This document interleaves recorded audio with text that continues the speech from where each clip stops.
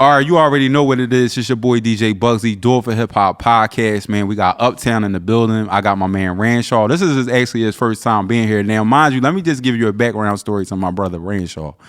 Me and Ranshaw always have conversations about hip hop all the time. I mean, all the time.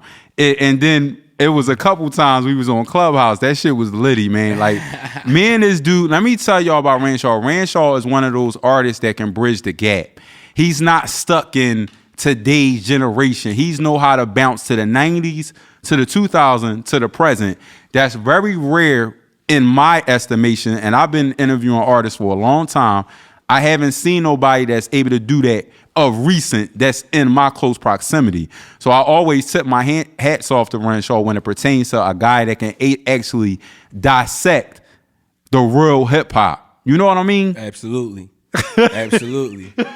DJ Bugsy, now my guy. Appreciate you for having me on this joint. You know the vibe. Oh, you already know. So before we get started, I was just telling my videographer that I feel like hip hop has colorism. And the reason why I say that, look at your face. So the reason why I say that, and I'm going to break down why I said it. So I feel like we never had a light-skinned GOAT. We never had a GOAT that was fair-skinned like Drake, fair-skinned like J.Cole. And I think that's the knock to J.Cole in this era. That's why Kendrick is always the forefront. No matter how long it takes him to drop a project, it's always Kendrick's better. Kendrick's this, Kendrick's that. But you got someone like J. Cole, ever since he got the dreadlocks, his pen game went to the next level. Speak upon it. Man, you can't stop us light-skinned dudes, man. It's inevitable. Like every time, and I think every time you try to knock it because of that, right, we come back harder. Like, right. Like I know you just heard Drizzy's unreleased verse. Push it. Yeah. Leave that man alone. Leave him alone, bro. I feel like right that the colorism, it might, yes, it's colorism to an extent. Just the fact that a motherfucker can be yellow, right? They underestimate you already, right? Just how it would be like outside in the streets, or maybe like you go somewhere, oh, he yellow, we about to pick on him. I'm tired of these light skinned dudes, like, and sometimes those topics be brought up and it has nothing to do with rap. Right, it's just regular shit. It's just regular. I'm saying you going at the light skinned dude because he light skinned. Right. So I believe that this definitely colorism. And can you think of a light skinned GOAT? I think of a couple. Like I mean, him. The light skinned dudes I think of is dudes like Ice-T. Yeah, but Ice-T. He not a GOAT. He's just somebody who like broke the wall down, that you could say, because he was one of the first to start it.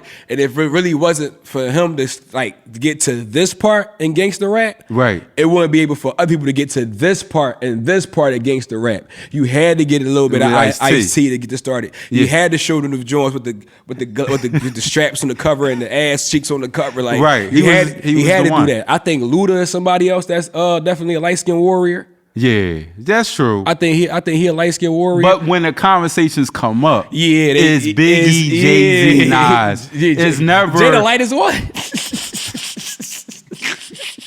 Drake. Yo, what you think about 50 Cent coming at Jay on Instagram?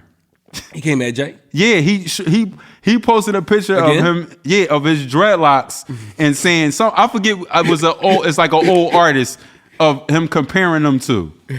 50 is a wild boy, man. Who is the artist? I think it's Basquiat, like one of those old, like he had dreadlock. I can't think of the name actually. What did he say about his dread? And then he just posted a picture of Jay next to him, and Jay, both of the Jay-Z's and the guy, the artist together, and their hairstyle was the same. 50 Cent crazy as shit. Yo, bro. He don't stop. He don't. Shout out to Fifth, man. He don't stop. But look, man, at the end of the day, give J. Cole his flowers. Like I said, ever since he got his dreadlocks, but even before that, his dreadlocks is like he turned to another MC. It's a level up. You understand what I'm saying? Right. It's a change in every artist's career. That was just his change. You know what I'm saying? Like every artist has a change somehow, some way. I can't really explain every single artist's change at the moment. Right. But that was just his change. You got the J. Cole with the shortcut. You had the come up seasons and the Friday Night Lights Cole, right. which brought us to the Sideline story. You'd have been in the industry for some time now. Now your Born Center is crazy. Yeah, then and that's the classic. Yeah, because a lot of people go for Forest Hill 2014, and I'll be like, Born Center. As soon as the first track dropped, Tim drawed.